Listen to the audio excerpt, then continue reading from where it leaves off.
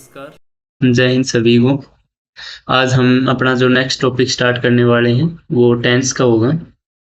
तो टेंस के अंदर जो जो हम पढ़ने वाले हैं सिलेबस में,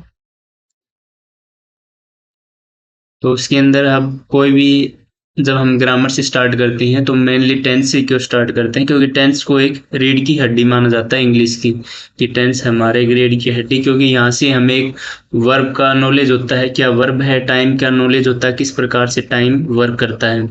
अभी आपने भी काफ़ी बार टेंस पढ़ा होगा, लेकिन जब आप आज मेरे साथ पढ़ेंगे तो आपको थोड़ा अलग फील होगा और अच्छा फील होगा और हमेशा के लिए याद भी रहेगा।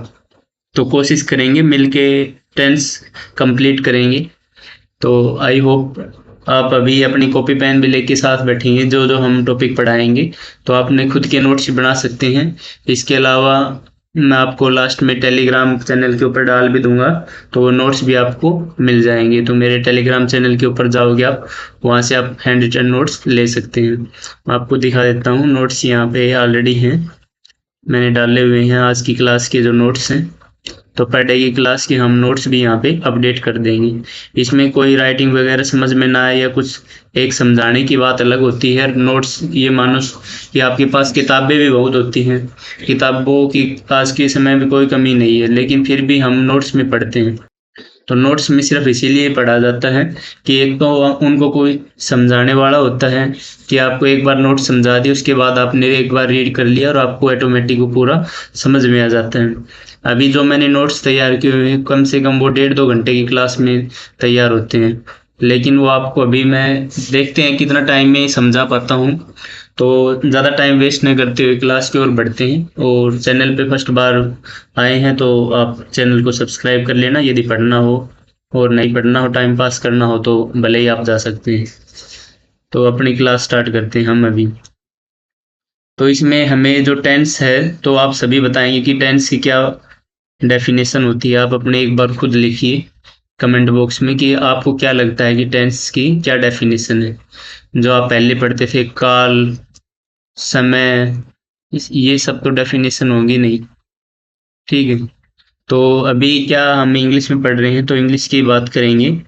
तो जो टेंस की जो मेनली डेफिनेशन मानी जाती है वो टाइम एंड वर्ब जिसको बोलते हैं, क्योंकि टेंस हमें टाइम के बारे में बताता है और इसमें एक्शन होता है। एक्शन कौन दिखाता है? वर्ब दिखाती है, ठीक है। एक्शन है, नॉन एक्शन है। टाइम भी हमें एक्शन दिखाता है। मान लो कि टाइम जितना चल रहा है, कि टाइम भी तो एक एक्शन हो गया, किसी टाइम में आप कुछ काम कर रहे हैं तो वो भी एक एक्शन होता है। लास्ट में बताएंगे कि वर्ब भी हमारा पूरा टेंस होता है। आप जब हम ये पढ़ेंगे आज की क्लास में आपको फील हो जाएगा कि वर्ब भी एक टेंस होता है। बाकी मैं आपको एक एग्जांपल से बता भी देता हूँ कि किस प्रकार से वर्ब एक टेंस होता है। तो एक एग्जांपल दे देता हूँ मैं आपको। तो मान लो कि आपका एग्जाम्पल है, why does he go there. मैं जैसे यहाँ पे एक वैसे ही नॉर्मली एग्जाम्पल दे रहा हूँ। अभी ये हमारा टेंस की क्लास ये मानो स्टार्ट नहीं हुई है, वैसे ही नॉर्मली है। Why does he go there, why does he go there. तो इसमें आप बताएंगे कि ये कौन सा टेंस है और क्या इसमें वर्ब वगैरह लगी हैं, तो कौन सी टेंस की वर्ब लगी। बिल्कुल नॉर्मल सा है ये हमारा फर्स्ट सेंटेंस, आपके देखने के लिए कि आप में कि कुछ आता है कि नहीं। बिल्कुल नॉर्मल और इजी है, आप इसको बता सकते हैं कि इसमें सही है, नहीं है, कोई गलत है या क्या है, ठीक है। और ये हमारा किस चीज़ का एग्जाम्पल है, इसमें आप बताएंगे कि मेरे को ये नेगेटिव सेंटेंस है, अफर्मेटिव सेंटेंस है, या फिर इंटेरोगेटिव सेंटेंस है। ये इंटेरोगेटिव है, हम यहाँ पे क्वेश्चन मार्क लगाते ही तो आपको पता ही लग जाएगा कि इंटेरोगेटिव है। तो यहाँ तक आने के लिए अभी आपको बहुत कुछ सीखना पड़ेगा, तो हम वहीं से अपना स्टार्टिंग से स्टार्ट करते हैं, इसको यहाँ से रिमूव करते हैं। हाँ, और एक ये एग्जाम्पल भी देना था कि टाइम और वर्ब वाला, तो मैं आपको ये एग्जाम्पल के थ्रू बता देता हूँ कि किस प्रकार से वर्ब हमारी ये है।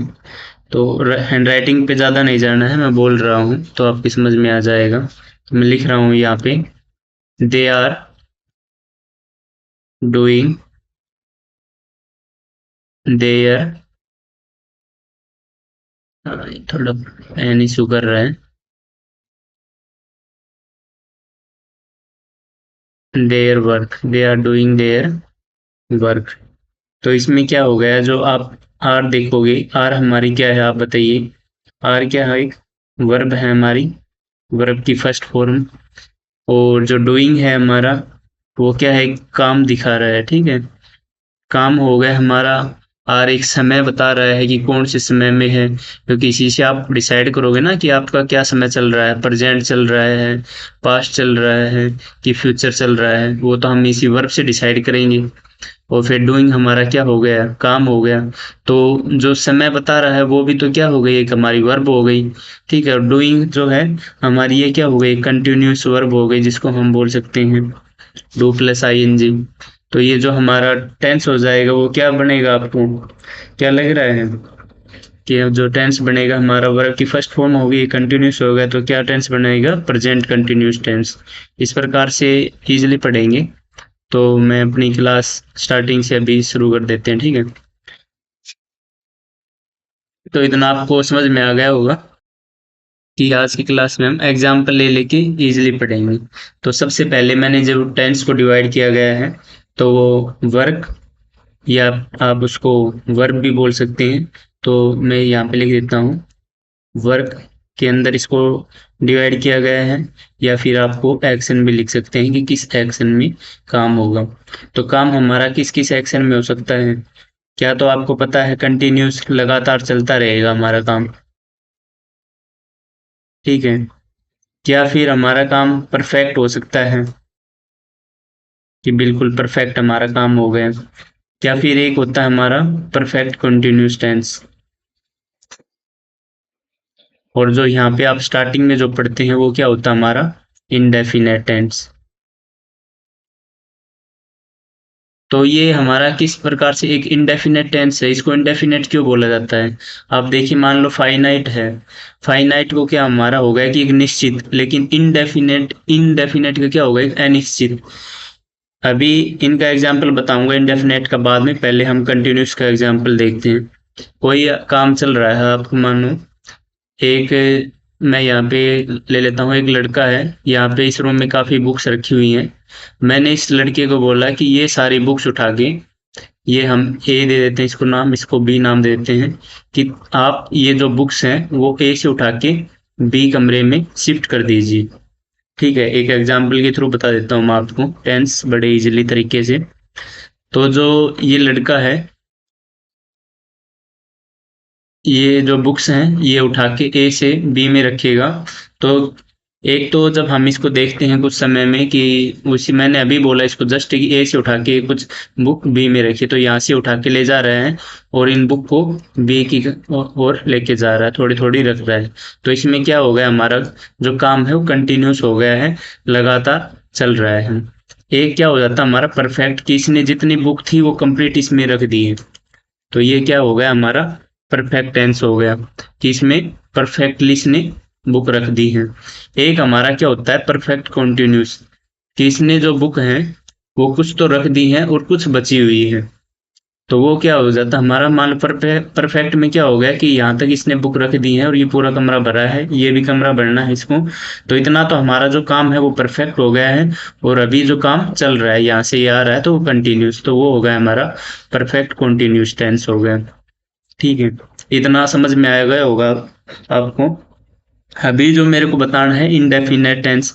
अभी इंडेफिनेट क्या होता है, फिर आप ये पूछोगे कि सर फिर ये तो ठीक है, हमारा कंटिन्यूस हो गया, परफेक्ट हो गया, परफेक्ट कंटिन्यूस हो गया। इंडेफिनेट टेंस के अंदर क्या आता है, इंडेफिनेट टेंस के अंदर जो आता है वो आपको कोई एक्शन नहीं दिखाता। ये जो हमारे काम है ये आपको एक्शन दिखा रहे होंगे। तो इंडेफिनेट टेंस में आपका एक्शन भी आता है और नॉन एक्शन दोनों काम आते हैं। ठीक है, बाकी जो टेंस हैं कंटिन्यूस, परफेक्ट, परफेक्ट कंटिन्यूस, इसमें हमारा एक्शन शो होता है आपके सामने। जैसे मैंने बताया इसमें एक्शन हो रहा है, कि मान लो इंडेफिनेट टेंस में मैंने बोल दिया कि मैं पढ़ाता हूँ, तो मैं पढ़ाता हूँ क्या होगा, एक एक्शन हो, मतलब नॉन एक्शन हो गया, पढ़ाना तो कोई एक्शन नहीं होगा। किसी ने पूछ लिया कि ये आपका भाई कोई आपके पास खड़ा है, एक आप हो, एक बंदा आपके पास खड़ा हुआ है, तो किसी ने पूछा कि ये आपका क्या है, तो आपने क्या बताया कि ये मेरे पिताजी हैं। तो इसमें तो कुछ एक्शन नहीं हुआ कि आपने बता दिया कि ये मेरे पिताजी हैं। आप ऐसे तो कोई एक्शन लगा नहीं सकते कि ये मेरे कंटिन्यूस लगा कि ये मेरे पिताजी बन रहे हैं, ये मेरे पिताजी बन गए हैं, ये मेरे पिताजी कुछ बन गए हैं, कुछ बन रहे हैं। तो फिर आपको ये समझिए उसी समय आपकी पिटाई होने वाली है। एक एग्जांपल और भी मैं आपको दे देता हूँ कि मान लो कि आपका जो पिताजी है वो बड़ा मतलब इंग्लिश वगैरह पढ़ता है, तो उसको परफेक्ट कंटिन्यूस उसने क्या बोला अपने बच्चे को कि मैं बाहर जा रहा हूँ, तब तक आप ये जो होमवर्क दिया है उसको कंप्लीट कर लीजिए। तो उसका पिताजी कुछ समय के बाद आता है, जब आपकी पिटाई होती है, छोटे होते हो तब, उस समय बता देता हूँ किस तरीके से आप पिटाई होती थी। तो आपके पिताजी को नॉलेज थी परफेक्ट कंटिन्यूस की, है कि मैंने कुछ काम दिया है तो मैं कुछ समय के बाद आऊँगा, तो वो कुछ तो काम हमारा कंप्लीट हो जाएगा और कुछ है हमारा जो बेटा है, बेटी है, वो कंप्लीट कर लेगी। तो आपने जाके पूछा कि हाँ कितना काम हुआ है, तो उन्होंने अपने आपके बेटे ने क्या कहा कि हो रहा है, अभी कर रहा हूँ। आपने पूछा कि अभी 2 घंटे से क्या किया है, अभी तक कुछ कंप्लीट किया नहीं, उसने फिर बोला कि नहीं बस हो रहा है, कर रहा हूँ। तो फिर वहां पे आपकी पिटाई होनी स्टार्ट हो जाती है, क्योंकि आपके जो पिताजी हैं वो परफेक्ट कॉन्टिन्यूस टेंस उसने पढ़ा हुआ है, तो उसको पता है कि मैं कुछ टाइम ड्यूरेशन के दौरान जब घर पे जाऊंगा तो वो अपना होमवर्क ज़्यादा नहीं तो कुछ ना कुछ तो करता हुआ मेरे को पाएगा। तो लेकिन आपने बताया कि हो रहा है, चल रहा है, तो उसी समय आपकी क्या होनी हो जाती है, पिटाई होनी निश्चित हो जाती है। तो ये मैंने तीनों टेंस, चारों टेंस बल्कि इंडेफिनेट कंटिन्यूस, परफेक्ट और परफेक्ट कंटिन्यूस टेंस के बारे में बता दिया है, एक ढांचा बता दिया है कि ये किस तरीके से काम करते हैं। आई होप यहाँ तक समझ में आ गया होगा। अभी हम चलते हैं थोड़ा सा नीचे। तो मैंने बता दिया कि आपको इंडेफिनेट जो है इसमें एक्शन और नॉन एक्शन दोनों प्रोसेस होती है। उसके अलावा एक जो हमारा होता है फ्यूचर टेंस। आप बताओगे कि सर फ्यूचर टेंस के बारे में तो कुछ बताया ही नहीं है आपने। तो फ्यूचर टेंस हमारा प्रेडिक्ट होता है। इसमें इस टेंस के अंदर क्या होता है कि जो काम हुआ ही नहीं है उसके बारे में हम सोचते रहते हैं। कि मान लो कि मैं ये बोलूँ कि वो आदमी दिल्ली में 2 साल से भविष्य में रह रहा होगा, तो जो काम हुआ ही नहीं है उसको प्रेडिक्ट किया है। मॉडर्न जो इंग्लिश है उसके अंदर तो जो फ्यूचर टेंस है उसको इनबिल्ट भी नहीं किया है, उसके अंदर तो ये मानते भी नहीं है फ्यूचर को। लेकिन जो हमारी अभी जो इंग्लिश चल रही है, डेली लाइफ की इंग्लिश हो, ग्रामेटिकल इंग्लिश हो गई, एज ए आपके कंपटीशन के भी हाथ पे अगर आप देखोगे तो फिर फ्यूचर टेंस को इनबिल्ट किया जाता है। तो हम फ्यूचर टेंस को लेते हैं और उसको एक अलग ही कैटेगरी में बांटा गया है, जिसको आपको पता है सेल विल। तो इसका तो बिल्कुल ही अलग है कि आप जहाँ सेल विल देखा वो पता लग गया कि फ्यूचर टेंस। उससे पहले क्या कर लेते हैं, थोड़ा ये हमें पता लग गया जो फ्यूचर है वो प्रेडिक्ट बताता है कि क्या हुआ, जो हुआ भी नहीं है उसके बारे में फ्यूचर टेंस हमें बताते हैं। तो अभी क्या पढ़ते हैं, फर्स्ट एक कंसेप्ट पढ़ते हैं हम। इसमें क्या पढ़ते हैं हम, टाइम के बारे में, ठीक है। टाइम, और टाइम के अंदर भी क्या, एक होता है हमारा पॉइंट ऑफ टाइम। तो मान लो मैंने कोई काम या कोई बंदा कुछ काम कर रहा है, 6 बजे से 3 बजे तक मान लो रनिंग कर रहा है, सुबह 6 बजे से शाम 3 बजे तक। तो इस ड्यूरेशन, इस दौरान कितना हो गया, कितने घंटे हो गए, यहाँ पे जो आप लिखोगे, मान लो यहाँ से 6 से 3, 9 घंटे इसने कंप्लीट कर लिए। तो इस ये तो हमारा क्या हो गया, ड्यूरेशन हो गया, ठीक है। और ये दोनों हमारे क्या हो गए, पॉइंट ऑफ टाइम हो गए।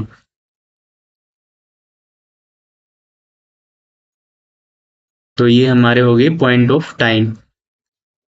अभी ये जैसे कि आपसे कोई पूछे कि आप कहीं किसी आप दिल्ली में कब आए थे, तो आपने बोल दिया कि मैं जनवरी में आया था, तो वो क्या हो गया, आपका पॉइंट ऑफ टाइम हो गया।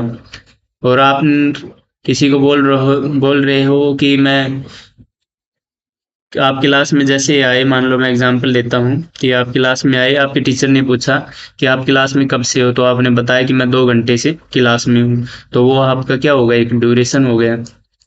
ठीक है, इसी प्रकार पॉइंट ऑफ टाइम आप कुछ भी डिसाइड कर सकते हो कि पूछे आपको आपको स्कूल में कितने बजे पहुंचना है, तो आप बताएं कि मेरे को 8 बजे स्कूल में पहुंचना है, तो वो क्या हो गया, पॉइंट ऑफ टाइम हो गया।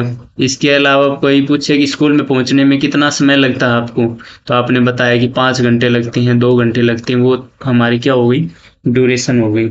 ये हमारे आगे टेंस में काम आएगी। अभी आपको वैसे इनका जो बेसिक ढांचा है वो मैं बता रहा हूँ, तो धीरे धीरे पढ़ेंगे। अगला क्या है, कंसेप्ट है। हम न्यू कंसेप्ट उठाते हैं यहाँ से। उसका क्या है, हेल्पिंग ऑफ वर्ब के बारे में हम यहाँ से पढ़ेंगे। इसमें क्या है, वर्ब कंपाउंड। आपको पता है वर्ब कंपाउंड किसको बोलते हैं, क्योंकि हमें वर्ब, इसको पूरी वर्ब नहीं पढ़ाएंगे, लेकिन जो टेंस के साथ वर्ब जितनी यूज होती है उसके बारे में बेसिकली थोड़ा बहुत बताने के लिए। तो मेन वर्ब और हेल्पिंग वर्ब दो ये होती है हमारी, हेल्पिंग वर्ब के साथ मेन वर्ब लगी होती है। तो ये हमारा जो हो जाता है, दोनों क्या हो जाता है, कंपाउंड ऑफ वर्ब हो गया हमारा। ठीक है। अभी जो वर्ब की फॉर्म्स हैं आपको पता होगा, मैं यहाँ से लिखता हूँ, मान लो इसको यहाँ से रिमूव करते हैं, वर्ब्स फॉर्म्स। तो वर्ब की हमारे पास फर्स्ट फॉर्म, जिसको आप क्या बोलते हो आप खुद बोल के देखिए, फिर उसके बाद मैं बताता हूँ। V2 एंड V3 हमारी ये फॉर्म हो गई। उसके बाद एक फॉर्म आती है वर्ब की फर्स्ट प्लस ING, और वर्ब की फर्स्ट प्लस SEIS। अभी आप इनको क्या बोलोगे, जैसे V1 V2 V3 जब छोटे थे, जब पढ़ते थे, तो अभी ये सब नहीं करना है, क्योंकि V1 V2 V3 आप उनको रीड आउट कर रहे हो, अभी वो बच्चों वाला ये ग्रामर नहीं पढ़ना है। तो ये जो हमारी होती है वर्ब की, इसको फर्स्ट फॉर्म बोला जाता है। ये वर्ब की जो है हमारी सेकंड फॉर्म, और वर्ब की हो गई ये थर्ड फॉर्म। और इसको क्या बोलोगे आप, वर्ब की फोर्थ फॉर्म बोलोगे या क्या बोलोगे बताइए। जो वर्ब की फर्स्ट प्लस ING होती है तो उसको कंटिन्यूस फॉर्म बोलते हैं, कंटिन्यूस फॉर्म।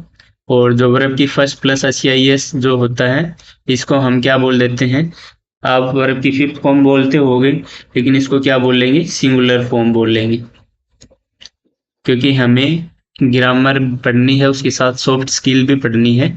ग्रामर को बोलने का थोड़ा तरीका भी हमें अच्छी तरीके से, कि किसी के सामने यदि कल भी आप भी कुछ समझाते हो तो इस तरीके से नहीं बोलो गधे की तरह, कि V1 V2 V3 V4। आप ये बताइए कि आपसे कोई मैथ में ये पूछ ले कि ये क्या है, या कुछ भी पूछ ले ये क्या है, तो आप क्या बोलोगे, x2 x4, मतलब पूरी मैथ की ऐसी तैसी कर दोगे उस हिसाब से। तो जब आप वहां पे x² x⁴ x की क्यूब बोल रहे हो, तो यहाँ पे आप V1 V2 V3 बोल के क्यों इंग्लिश की ऐसी तैसी कर रहे हो, ये बताइए। यहाँ भी तो अच्छे से बोलना है ना। यहाँ भी हम बोलेंगे वर्ब की फर्स्ट फॉर्म, वर्ब की सेकंड फॉर्म, वर्ब की थर्ड फॉर्म, इस तरीके से यूज करना है, इसी तरीके से बोलना है। तो जो वर्ब की फर्स्ट फॉर्म है, तो वो हमारी क्या हो जाती है, ये प्रेजेंट टाइम दिखाती है। इधर लिख देता हूं मैं प्रेजेंट टाइम। और जो वर्ब की सेकंड फॉर्म है, ये पास्ट टाइम दिखाती है। वर्ब की जो थर्ड फॉर्म है, ये क्या दिखाएगी, परफेक्ट टाइम। ठीक है, इतना समझ गए हो गया। परफेक्ट टाइम पास्ट टाइम ये भी दिखाती है, लेकिन मैं अभी बता रहा हूँ आपको वर्ब की, ये जैसे पास्ट टाइम हो गया, वर्ब की थर्ड जो हमारा कंप्लीट काम हो जाता है उसको परफेक्ट करके दिखाती है, पास्ट परफेक्ट जैसे ये उसके साथ भी यूज होती है। और वर्ब की ये फर्स्ट प्लस ING मैंने बता दिया है, कॉन्टिन्यूस फॉर्म बोलते हैं इसको, इसको बोलते हैं लास्ट को सिंगुलर फॉर्म। तो यहाँ तक समझ में आ गया होगा आपको। तो मेरे को बेसिक से पढ़ाना है, तो मैं आपको बता देता हूँ नोट करवा के। आपको भी शायद पता हो कि बी की फॉर्म क्या क्या होती हैं, आई होप। तो मैं कुछ हेल्पिंग वर्ब जैसे यहाँ से उठा लेता हूँ, और फिर बताते हैं आपको ना। यहाँ से मैंने मान लो कि ये हेल्पिंग वर्ब है आपकी, बी, हैव और डू, ये हमारी हेल्पिंग वर्ब है। तो जो आपकी फर्स्ट है हेल्पिंग वर्ब, वो क्या है, फर्स्ट हम ले लेते हैं बी, जो फॉर्म हमारी बी के साथ में क्या क्या आता है, इज, एम, आर, ये हमारी फर्स्ट हो गई। वर्ब की सेकंड फॉर्म में जो आते हैं उसमें हमारी होगी वाज और वर, जो आप यहाँ से क्या बनाओगे, पास्ट टेंस बनाओगे। इधर जो वर्ब की थर्ड फॉर्म लगाओगे परफेक्ट टेंस के लिए, तो यहाँ पे हमारी हो जाएगी बीइंग, और ये हमारी हो जाएगी बीइंग। इसको कॉन्टिन्यूस बोलोगे जिसको आप, ठीक है। उसके अलावा जो हैव की हम क्या क्या लगा सकते हैं, तो हैव के साथ एक हमारा हैज भी यूज होता है। हैज कब यूज होता है, सिंगुलर के साथ में यूज होता है। जब आपका सब्जेक्ट सिंगुलर होगा तो वहां पे क्या यूज होगा, हैज यूज होगा।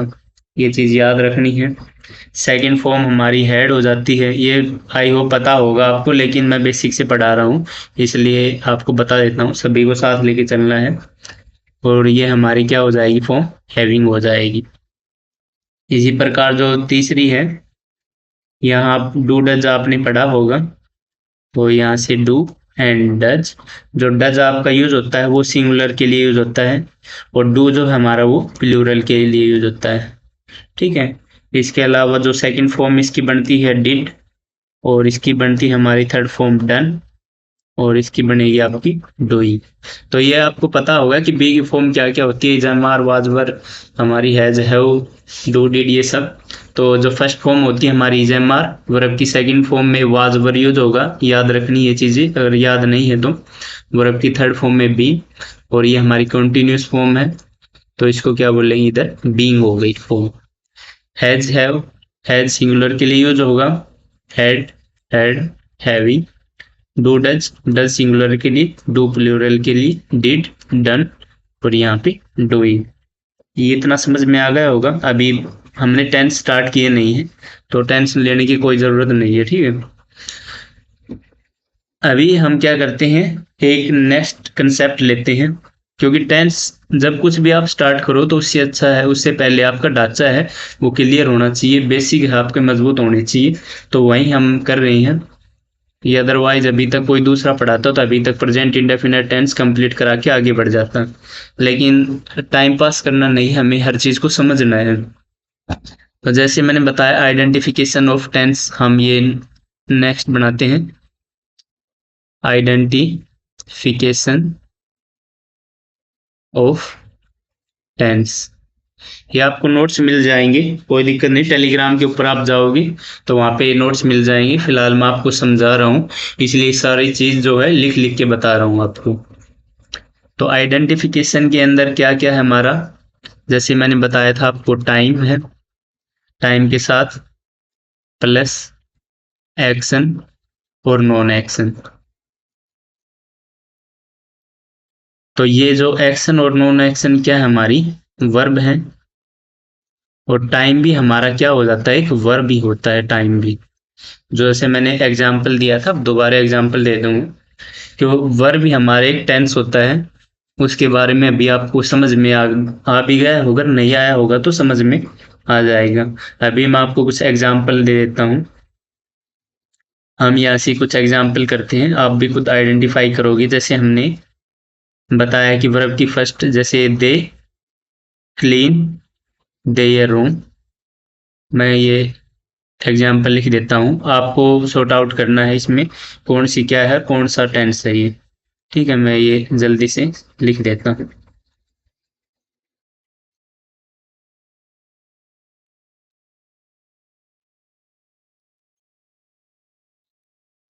दे have clean their room, they have clean their room, they have been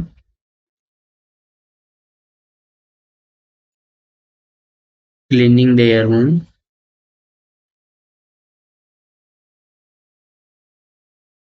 अभी मैं बता रहा हूँ आपको, टेंस स्टार्ट नहीं किए हैं, बस उनकी पहचान बताने के लिए जो हमने वर्ब वगैरह लगाई थी, कि आप उनको देख के आप भी उनको आप सॉर्ट आउट कर सकते हो, उसी के लिए केवल हम ये पढ़ रहे हैं।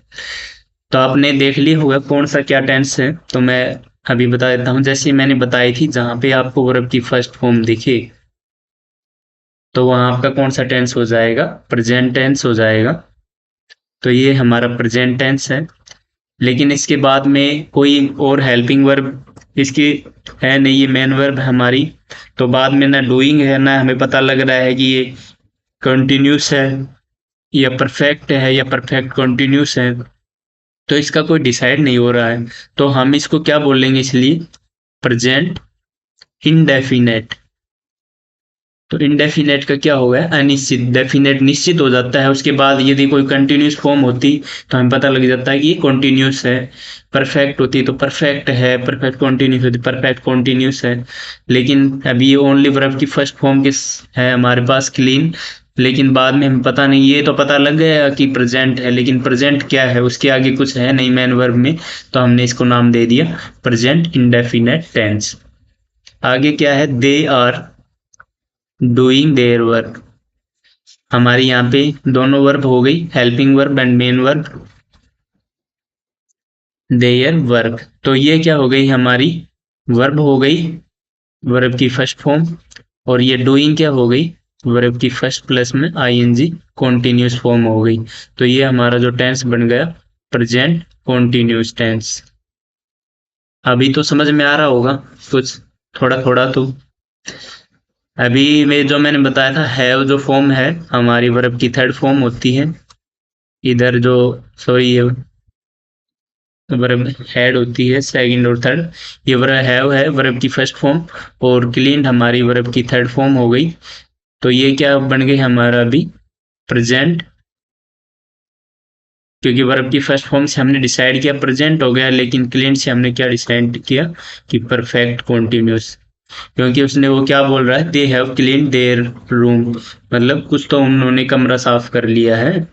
ठीक है, दे हैव क्लीन देयर रूम, उन्होंने जो कमरा है वो साफ कर लिया है कंप्लीटली। तो ये हो गया हमारा प्रेजेंट परफेक्ट टेंस, क्योंकि उसने परफेक्ट काम कर लिया। आगे दे हैव, तो ये हमारा प्रेजेंट टेंस हो गया।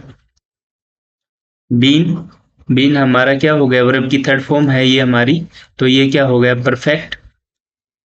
क्लीनिंग हमारा कॉन्टिन्यूस है, तो यहाँ से जो टेंस बना हमारे पास वो आया प्रेजेंट परफेक्ट कॉन्टिन्यूस टेंस। तो इतना आई होप समझ में आ गया होगा आपको कि किस प्रकार से क्या वर्ब है। ठीक है, जो वर्ब है हमने ये बताया, ये प्रेजेंट वर्ब है, ये हमारे वर्ब की थर्ड परफेक्ट हो गई तो प्रेजेंट परफेक्ट टेंस बन गया। इस प्रकार से हमारे टेंस काम करते हैं। इतना समझ में आ गया होगा, ऊपर चलते हैं। अभी जो नेक्स्ट हम पढ़ेंगे टाइम एंड टेंस पढ़ते हैं। ठीक है, नेक्स्ट टॉपिक जो हमारा, मैं यहाँ से डाल देता हूँ, टाइम एंड टेंस और यूज ऑफ टेंस, कि टेंस को किस प्रकार से यूज किया जाता है। क्योंकि टेंस जब स्टार्ट करेंगे, मैं डायरेक्ट मान लो इंडेफिनेट टेंस कंटिन्यूस परफेक्ट पढ़ाने लग जाता, आपको ढांचा क्लियर है नहीं वर्ब के बारे में, क्या सिंगुलर है क्या प्लूरल है, तो थोड़ा ठीक नहीं लगता। इसीलिए हमने ये स्टार्ट किया है कि आपको अच्छे से अच्छा समझ में आए। तो जो हमारा जो फर्स्ट है, अभी यहाँ से हम स्टार्ट करते हैं प्रेजेंट इंडेफिनेट टेंस। तो आई एन डी मैं इस पे ओनली लिख दे रहा हूँ तो आप समझ जाओगे, क्योंकि मैं बोल भी रहा हूँ। तो प्रेजेंट इंडेफिनेट टेंस, तो इसके अंदर एक जो फर्स्ट हमारा होता है अफर्मेटिव सेंटेंस, या जिसको सिंपल सेंटेंस भी आप बोल सकते हो।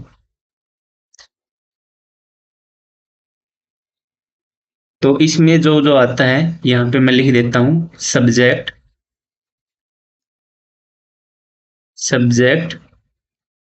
सब्जेक्ट आपका कैसा है, मान लो प्लूरल है या यू है या फिर आई है, प्लस में वर्ब की फर्स्ट प्लस में जो भी आपका यहाँ पे कंटेंट अवेलेबल होगा, देन लास्ट में कॉमा, ये फुल स्टॉप यूज करना है।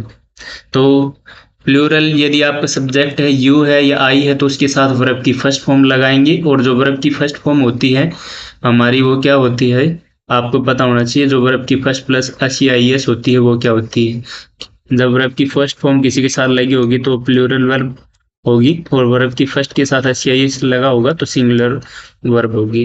ये बात याद रखनी है, इसको गांठ बांध लेना आपको। ठीक है। नेक्स्ट हमारा यदि सब्जेक्ट सिंगुलर हो तो फिर वर्ब की फर्स्ट प्लस में एस आई एस का हम यूज करेंगे और प्लस में नेक्स्ट हमारा जो भी कंटेंट होगा वो कंटेंट।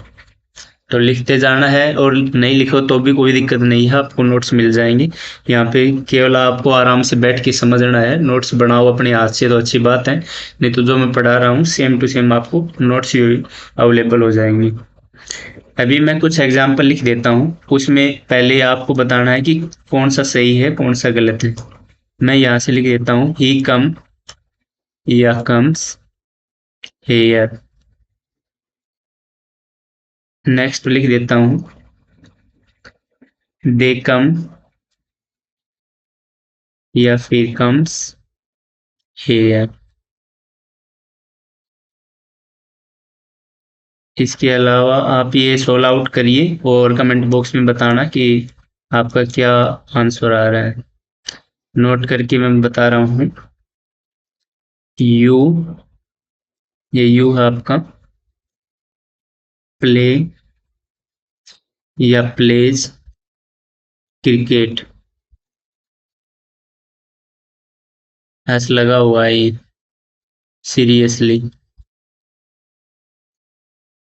या फिर यहाँ से बोल सकते हो आई गो या गोज देयर ऑन टाइम। अभी ये मैंने कुछ सेंटेंस दिए हैं तो इसमें आप बताइए, आपने शायद देख भी लिए होंगे कौन सा ठीक है। तो हमने यहाँ पे जो ही के साथ कम लिखा है तो कम हमने बताया था प्लूरल है, लेकिन ये हमारा सिंगुलर है तो ये हमारा यहाँ पे आएगा नहीं, कम्स रहेगा। तो क्या हमारा सेंटेंस बन गया ही कम्स हेयर।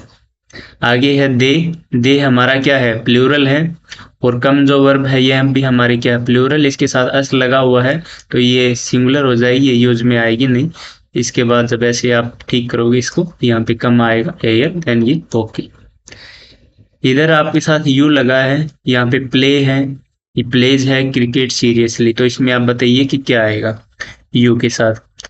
आप, मैंने जैसे बताया भी था आपको सब्जेक्ट के साथ जब प्लूरल हो यू हो, यदि आपका सब्जेक्ट प्लूरल होता है यू होता है या आई होता है, केवल यही एक्सेप्शन था, तो उसके साथ आपकी वर्ब की फर्स्ट फॉर्म आएगी या प्लूरल फॉर्म आएगी। तो यू हमारा है तो वर्ब की फर्स्ट फॉर्म ये है, प्लेज आएगा नहीं। आई है, आई के साथ आई हमारा मैं एक मान लो स्पीकर हो गया, तो यहाँ पे जो है गो जाना था, लेकिन इंग्लिश में बोलने के लिए इंग्लिश में क्या है कि देखा कि आई के साथ आई गोज ठीक नहीं लग रहा, आई गो ठीक है, तो इंग्लिश में इसके साथ भी बता दिया कि यू और आई के साथ वर्ब की फर्स्ट फॉर्म का यूज होगा।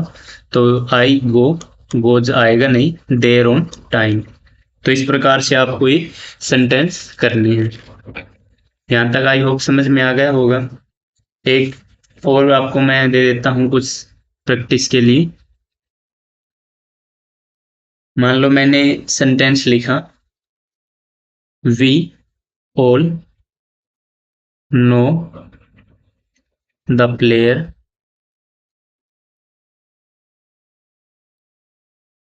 Who runs fast.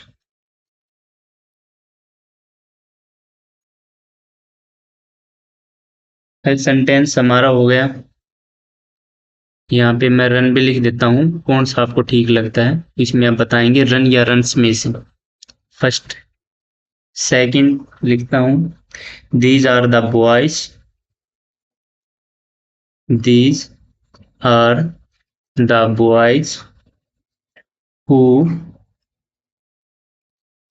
गो या फिर goes there to play hockey, there to play hockey. एक नेक्स्ट सेंटेंस लिख देता हूँ I know the girl who always help या फिर हेल्प्स दी ओल्ड लेडी। तो ये हमारे पास 3 सेंटेंस हैं। आई होप आपने क्लियर भी कर लिए होंगे। तो हम पढ़ते हैं। वी आल, हम सब जानते हैं। नो द प्लेयर, उस प्लेयर को। हु, जो। रन फास्ट या रन्स फास्ट, इसमें आपको बताना है। तो हमें क्या करना है, द प्लेयर हमारा क्या है, सिंगुलर है। तो यहाँ पे क्या रन जो है हमारी, ये क्या हो जाएगी, प्लूरल फॉर्म। तो हमारा रन्स आएगा क्योंकि सिंगुलर है। तो ये वर्ब भी हमारी सिंगुलर आएगी और हमारा सब्जेक्ट भी सिंगुलर है। Then it's okay. अगला है दीज आर द बॉयज, ये वो लड़के हैं। हु, तो यहाँ पे बताना आपको गो या गो जाएगा। जब बॉयज हैं तो ये प्लूरल है, तो हमारी वर्ब भी क्या आएगी, प्लूरल आएगी। तो यहाँ पे क्या आएगा, गो आएगा, गोज कैंसिल हो जाएगा, देयर टू प्ले। अगला है आई नो द गर्ल, मैं उस लड़की को जानता हूँ। तो गर्ल हमारी क्या हो गई, सिंगुलर। हु ऑलवेज, यहाँ पे आपको क्या लगता है, क्या आएगा, हेल्प या हेल्प्स, बताइए। तो यहाँ पे जब लड़की एक है तो आप बताइए क्या आएगा, हेल्प। यदि आप करते हो तो आप बताया है कि जब वर्ब की फर्स्ट फॉर्म हो तो वो क्या हो जाएगी, ऐसे में प्लूरल। और वर्ब की फर्स्ट के साथ जब एस या एस लगे हो तो वो क्या होगी, हमारी सिंगुलर। तो ये हमारी कैंसिल आउट होगी और ये हेल्प्स आएगी, द ओल्ड लेडी। फिर हमारा सेंटेंस है वो करेक्ट हो जाएगा। तो यहाँ तक क्लियर हो गया होगा आपको। अभी थोड़ा और पढ़ लेते हैं। अभी मैं आपको बता देता हूँ कि नेगेटिव सेंटेंस के बारे में पढ़ते हैं, फिर आगे चलेंगे हम। ये इसको हटाते हैं पहले। Negative sentence.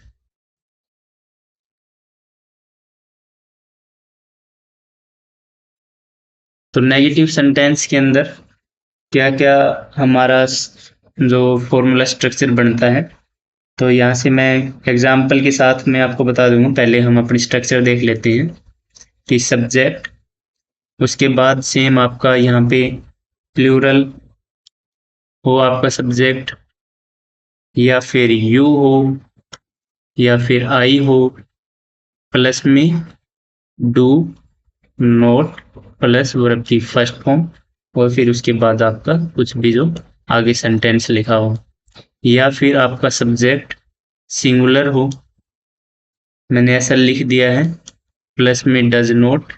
जब सिंगुलर होगा तो उसके साथ डज नॉट आएगा, प्लस में वर्ब की फर्स्ट, प्लस में डैश। यहाँ पे आपकी वर्ब की फर्स्ट के साथ ध्यान रखना है, एस या एस का यूज नहीं करना है, क्योंकि यहाँ पे डज नॉट आपका एस पहले ही यूज हो चुका है। ये चीज यहाँ पे ध्यान रखने की है आपको। तो मैं एग्जाम्पल लिख देता हूँ या नीचे ही इसके, जिससे आपको इस फॉर्मूला स्ट्रक्चर भी दिखता रहे। मैं लिखता हूँ सी डच, या फिर डू नोट रन, या फिर रन्स फास्ट। एक एग्जाम्पल मैंने लिखा है। नेक्स्ट लिखता हूँ आई डज या do not want to go there.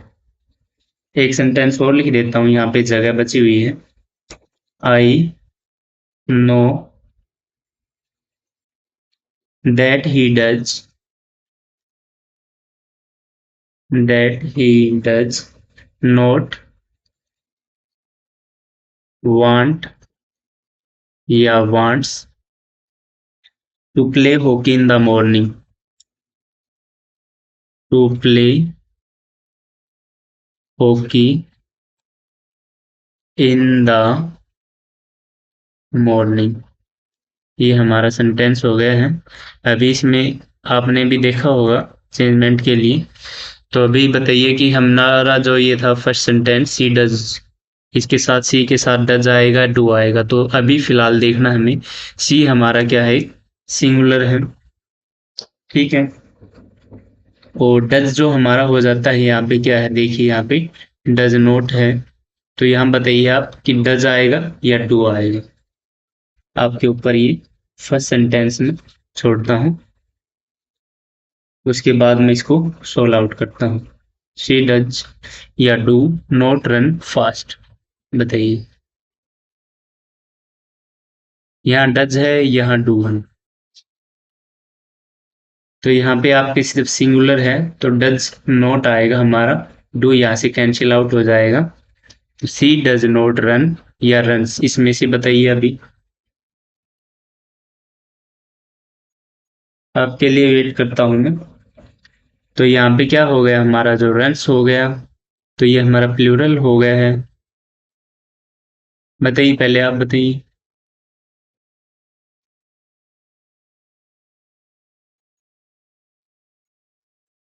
तो यहाँ से रन्स कैंसिल होगा और रन आएगा, ठीक है।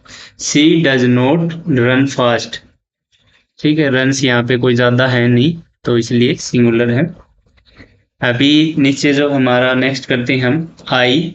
आई के साथ बताइए डज या डू आएगा। तो डज हमारा सिंगुलर हो जाता है। यहाँ पे ऊपर मैंने बताया है कि प्लूरल हो, यू हो, आई हो, उसके साथ डू नॉट आएगा, तो डज यहाँ से कैंसिल आउट हो जाएगा। Do not want to go there, want हमारी वर्ब की फर्स्ट फॉर्म हो गई यहाँ पे। नेक्स्ट है हमारा I know that he does not, यहाँ पे बताइए वांट आएगा या वांट्स आएगा। तो जब यहाँ पे ही डज नॉट, तो वांट्स आएगा नहीं, क्योंकि मैंने यहाँ पे कैंसिल किया है ऑलरेडी, हमारा आ चुका है, तो यहाँ से वांट्स कैंसिल हो जाएगा। वांट आएगा to play hockey in the morning. Negative sentence आपको क्लियर हो गया होगा। अब हम एक इंटेरोगेटिव सेंटेंस भी रीड आउट कर लेते हैं, कि इंटेरोगेटिव सेंटेंस के बारे में हेडिंग उठा लेते हैं यहाँ से। इंटेरोगेटिव भी हमारा सेम ही है, ठीक है, ऐसा कुछ है नहीं खास। इंटेरोगेटिव सेंटेंस के अंदर हमारी जो स्ट्रक्चर बनेगी वो do, does plus subject plus verb की फर्स्ट प्लस में या लास्ट में क्वेश्चन मार्क। जो हेल्पिंग वर्ब है हमारी वो पहले आ जाएंगी। अब मेरे को डू डज बार बार बताने की जरूरत नहीं है कि डू किसके साथ यूज होगा, डज किसके साथ यूज होगा। इसके अलावा जो सेकंड है, एक हमारा क्वेश्चन वर्ड आता है, या जिसको WH फैमिली भी आप बोल सकते हो यहाँ पे, प्लस में हेल्पिंग वर्ब प्लस वर्ब की फर्स्ट प्लस में लास्ट में हम यहाँ पे क्या कर देंगे, क्वेश्चन मार्क। तो यहाँ से मैं आपको एक एग्जांपल बता देता हूँ। डज या फिर do, they woke up early in the morning. आप इसमें बताइए कि क्या है क्या नहीं, क्या ठीक है या कौन सा गलत। यहाँ पे कुछ जो चेंजमेंट है, डज आएगा या डू आएगा, इतना ही बताना आपको। नेक्स्ट सेंटेंस में लिख देता हूँ, डज या डू ही हेल्प्स या फिर हेल्प हिम। वाई डज या डू ही गो देयर। अब इनको हम करते हैं सोल्व, कि डज या डू इसमें से बताना है। They woke up early in the morning, तो दे है हमारा क्या हो गया, यहाँ पे प्लूरल हो गया, तो ये आपको इस हिसाब से क्या आना चाहिए, क्योंकि डज हमारा है सिंगुलर, तो ये कैंसिल आउट हो जाएगा। उसके बाद तो यहाँ से आ जाएगा हमारा डू, क्योंकि डू हमारा plural, subject plural, they woke up early in the morning. उसके बाद यहाँ बताना आपको डज आएगा या डू ही हेल्प्स हिम, तो डू हमारा प्लूरल होता है, तो यहाँ से कैंसिल आउट होगी। डज ही, ये भी सिंगुलर है, ये भी सिंगुलर। हेल्प्स या हेल्प आएगा इसमें, बताइए। हेल्प्स या हेल्प आएगा, बताइए जल्दी से। तो वो हेल्प करेगा, हेल्प्स नहीं, help him. Then okay. Why हमारा WH फैमिली आ गए हैं। डज या डू, बताइए, डज या डू? तो जब ये इंटेरोगेटिव सेंटेंस हमारा वर्ब की फर्स्ट फॉर्म आई है, यहाँ पे एस ई एस लगा नहीं है, तो इधर क्या आएगा हमारा, why does he go there, ये हमारा कैंसिल हो जाएगा, why does he go there. तो ये हमारा क्या हो गया, वर्ब ये सिंगुलर हमारा हो जाएगा क्योंकि एस या ई एस इसके साथ लग गया है वर्ब की फर्स्ट फॉर्म में, why does he go there. तो इतना आपको क्लियर हो गया होगा, ये इतना हमने आज पढ़ा है। एक बार आपको दिखा देता हूँ, एक जो हमने ये सेंटेंस लिखे थे ऊपर, जो हाँ ये जो हमारे सेंटेंस थे, इसमें देखिए ऊपर ये मैंने बता रखा है सभी प्रेजेंट टेंस इंडेफिनिट टेंस, एक कलर उठा लेते हैं यहाँ से, एक न्यू,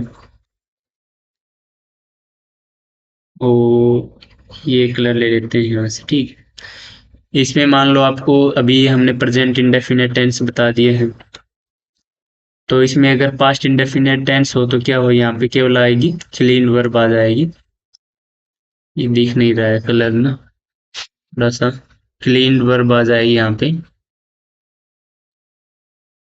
तो यहाँ पे जब पास्ट के लिए तो वर्ब की सेकंड फॉर्म यूज होगी, अभी यहाँ प्रेजेंट कॉन्टिन्यूस टेंस है, तो यहाँ पे आप क्या टेंस करोगे, तो यहाँ पे आप वाज या वर लगा सकते हैं, दे वार वाज तो आएगा नहीं, तो यहाँ पे क्या लगाना है, दे वर डूइंग देयर वर्क, तो ये हमारा क्या हो जाएगा, पास्ट कॉन्टिन्यूस हो जाएगा।